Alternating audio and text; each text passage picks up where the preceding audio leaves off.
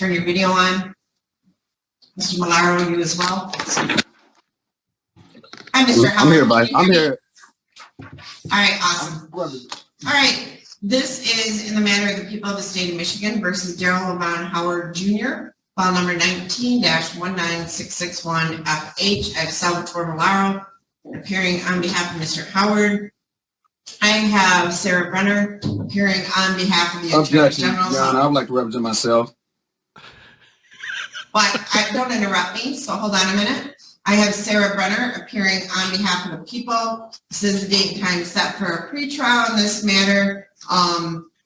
This is actually a final pretrial before trial. We are scheduled for trial on March 9th, next week at 10:30 a.m. So, Mr. Howard, I will now, what did you say?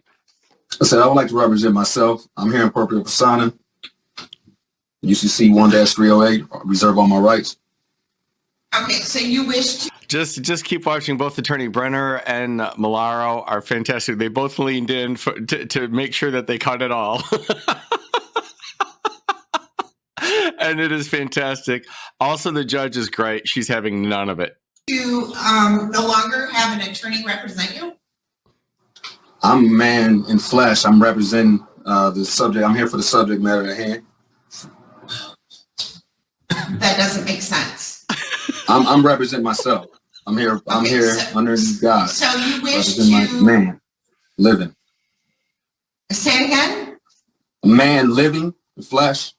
Darrell Howard. For the record. Well, you're not dead because you're talking to me. So, but I don't know what you're saying other than that. But so you no longer wish to have an attorney represent you? Here in proprio persona, yes, Your Honor. Okay. Do you wish to have an attorney as a standby counsel to answer questions if you have any? No, Your Honor. I like to represent myself. Okay, Mr. Malaro, Mr. Howard no longer wishes to be proprio persona. Well, Judge, I would suggest that Mr. Howard hear out Ms. Brenner before he makes a final decision about having an attorney. All right, so Mr. Howard, evidently something arose and Ms. Brenner has something she'd like to place on the record.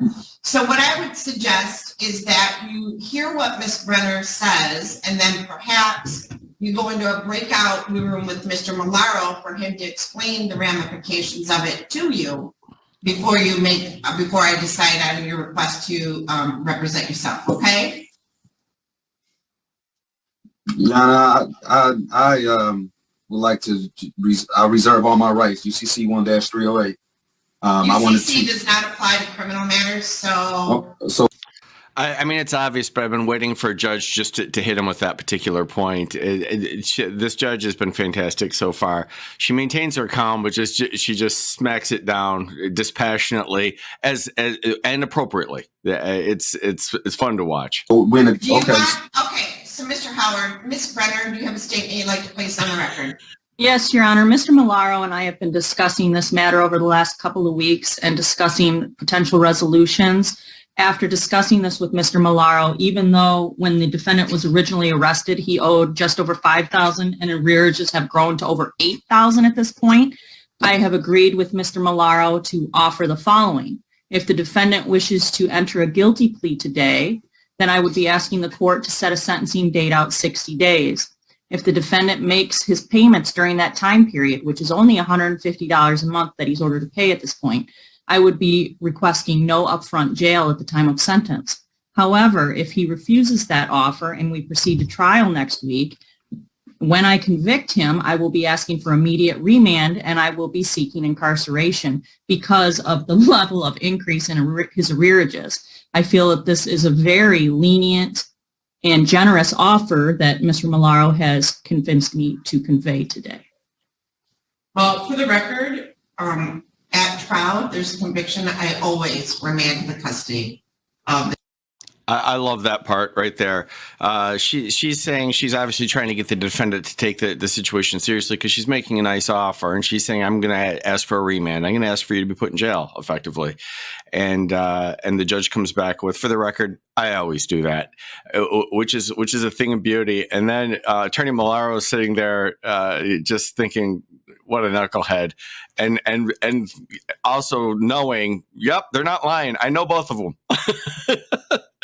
I also forgot to do this in the beginning. I want to thank Craig Hastings for sending me this clip. It's really a fun one. The Sheriff's Department. So if I ever have guilty convictions at trial, I take people into custody. So, Mr. Howard, so I'm going to go through that again with you. So the prosecutor and Mr. Malaro worked out a plea agreement that if you were to plead guilty, we would set sentencing out 60 days. And if in that 60-day period, you made the $150 per month payment towards your child support, they would agree that you would receive no jail up front at the time of sentencing. So at the time of sentencing, you would receive probation, but no upfront jail. So do you understand that's the plea agreement that has been reached? Your Honor, I challenge the jurisdiction of this court. Well, you have to file a motion, but you're set for trial next week. So I've sent in 3 affidavits, ma'am. Affidavits for what? For this particular matter, ma'am. Come on, Judge. It's an affidavit of truth. No, this is too rich. This is too rich. He's so they've had multiple pre-trials. They're set for trial in a week, and he's raising jurisdiction right now. Of course, he's not doing any of it right. The judge takes it back to him in excruciating detail here. It's beautiful to see. Received no notice of any motions, Your Honor. No, I've not received anything, nor have you served the prosecutor. Mr. Howard, when I had to hire an attorney to represent, when I had a civil case, I hired an attorney because there's a great philosophy that only a fool represents himself. You have the right to represent yourself. Do you have a law degree?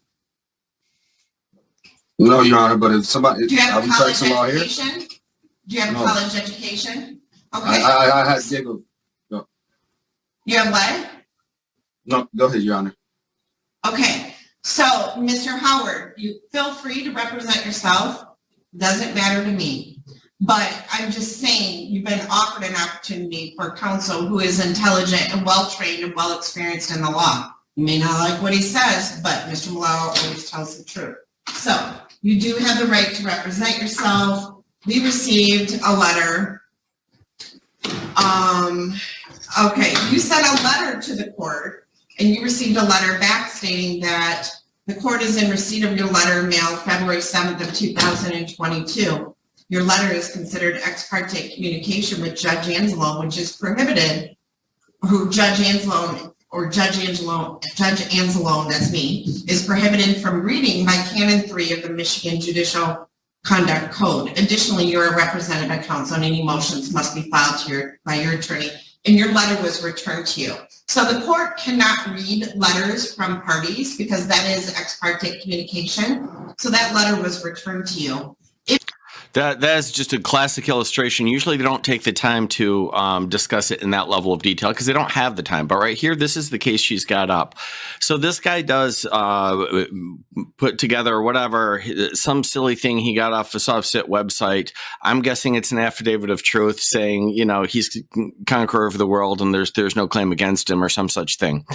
But just in the simplest terms, they don't understand the law. You can't just write a letter to the judge. It's an ex parte communication. Any communication you have with the judge, the opposing party, in this case, the people, represented by Sarah Brenner, needs to have a copy of that communication. And if you want to discuss it further, you need to set it for hearing so that all of you are in the same place at the same time.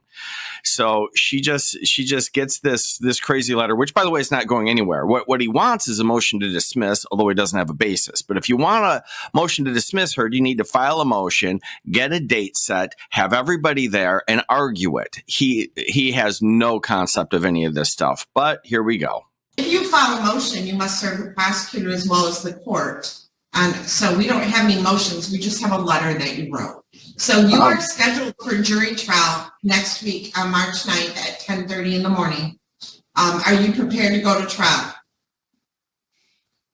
I'll speak with Mr. Malaro after this, Your Honor. I'm You want to sorry? speak to Mr. He wants to speak to Mr. Malaro? Is that what you said, Mr. Yeah. Howard? You want to talk to Mr. Malaro? All right, Yeah. I'm going to assign Mr. Malaro and The Mr. only intelligent Howard thing he to a said. breakout room. Go ahead and join that breakout room. Thank you, Judge. All Well, right, let's see if Mr. Malaro can talk let's some see. sense into him. Israel Thompson's been here. Mr. Malaro, are you ready for me to bring Mr. Howard back? Yes, Your Honor. That was pretty quick, Sam. All right, Mr. Howard, you would ask for a breakout room with Mr. Malaro. Mr. Malaro and Mr. Howard, how do you wish to proceed today? Your Honor, after explaining the offer to Mr. Howard, I believe he understands it. He's indicated to me he is not going to plead guilty to a felony of any kind, and he desires to represent himself in this matter. All right, so Mr. Howard, you wish me to remove Mr. Malaro as counsel for you, and you wish him to be a standby counsel in case you have any questions? No, Your Honor, thank you. Okay, so do you understand how to prepare jury questions? I'm not, Yes, not no. sure I understand all the way, but I'm gonna get it done. Your Honor, so what is No, I'm the, talking now, Mr. Howard. So do you understand how to prepare jury questions? And submit to the court? I'm here in purpose of signing, and I'll do it. I'll do what I have to do because at least the laws of the land are That's not what made. I asked. So are you going to prepare any requested jury questions? Am I going to prepare? Yes, sorry, excuse me. Okay, are you going to prepare any suggested voir dire questions? Any what now? Voir dire questions? Oh, I'm sorry, I didn't hear you. Yes. I mean, When you get a chance, rewatch it and just look at the smile on Attorney Brenner's face when he said, when he asked that question. Okay, you know, those were already previous, those were due yesterday. So, I did not have voir dire questions. So Mr. Okay. Howard, I received the voir dire questions from the people, but not from you. So Mr. Malaro, is it possible to forward to Mr. Howard the voir dire questions and propose I'm confident Mr. Howard has no idea what she is talking about. jury instructions that you received from Ms. Brenner? Yeah, I can send them out to him. Okay, I'll have our So- investigator deliver it to his house today. thank you.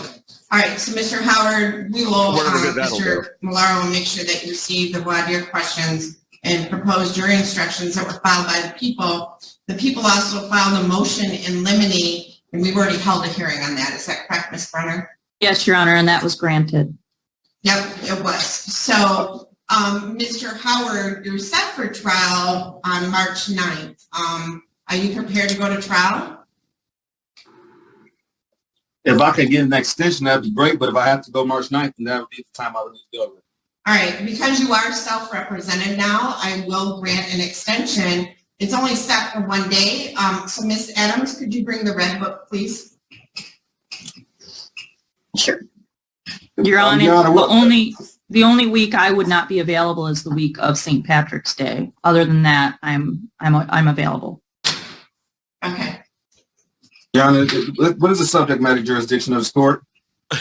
I challenge the subject jurisdiction of this court. Well, you have to file a written motion, Mr. Howard. Yeah. Okay. All right. For the record. Okay. Yes, you've established on the record that you have no idea what the procedure is. But if that makes you happy, okay. All right, so, Who's the injured party in this matter, Your Honor? Mr. Howard, what? The injured party in this matter, Your Honor? The what? Who's the injured party in this matter? The injured party, the victim in this matter? Yes. Okay, that would be the person probably that you're supposed to pay child support to. I love it. It's a favorite soft sit trope. Who's the injured party? It's not necessary, so it's all dopey. But in this particular case, it's very clear. There's a very direct line. And he hasn't paid some child support, and there's an assault, apparently. I don't know, even get the complete unnecessary charges, but he actually tries this routine in something where you can answer the question without thinking. And the judge just enjoys saying, well, I mean, if you're asking this, I don't really need to answer, but here's a good answer for you nonetheless. Oh, it's too good. All right, so I'm looking, how about April 28th at 9 a.m.? Are you available that day, Ms. Brenner? Yes, Your Honor.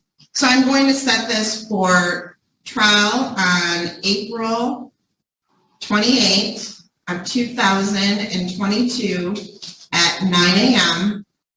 And Mr. Howard, that is in person, scheduled for one day. I am going to set a motion deadline for April 13. Wait, yeah, you're good. No, yeah, you're good. Okay. Are you available April 13th, Ms. Brenner? Yes, Your Honor.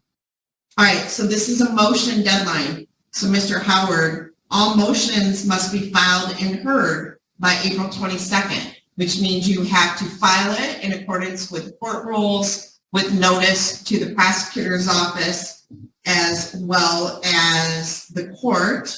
I'm going to require, Mr. Howard, that your jury instructions are also due by April 13th of 2022, as well as any voir dire questions. So Right there is a good example. I say it all the time, but here's yet another example. It's very simple. He does not understand any of it. It's not helping him. But she's sitting there spoon-feeding all this to him and explaining what needs to be done. It's not out of line. That's what you have to do with pro ses. But while the stated rules, they get treated the same as attorneys, they don't.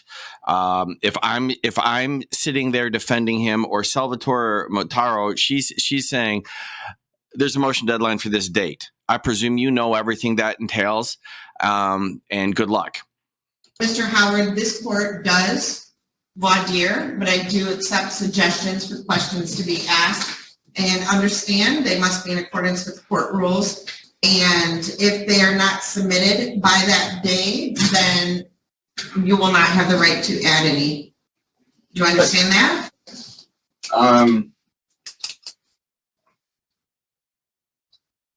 Yes? I have it all written down. Yes. I have it all. I mean, I don't want to accept the agreement, but okay. All right, so I'm going to mail out the scheduling order, Mr. Howard. Okay, so we will make sure the scheduling order is mailed to you at that address. All right, so I have motion deadline and motion in limine deadline filed and heard by April 13th of 2022. And all suggested or proposed jury instructions in the appropriate format must be filed along with voir dire questions by April 13th of 2022. Mr. Howard, I believe you can access jury instructions online. You'll have to find them for the state of Michigan. And we are set for trial on April 28th of 2022 at 9 a.m. And understand, everybody needs to understand, I do take people in custody if there's a conviction. All right, so heading to sentencing. So, Mr. Howard, we will see you back for any motions. If you file, now understand, if you file a motion, you have to prepare a notice of hearing and a proof of service, and it must be served on Ms. Brenner as well as the court. Do you understand that? Yes. All right, and you, once again, I'm going to ask, you do not wish to have standby counsel for trial? No, I'm a man. Stand within my skin. Thank you.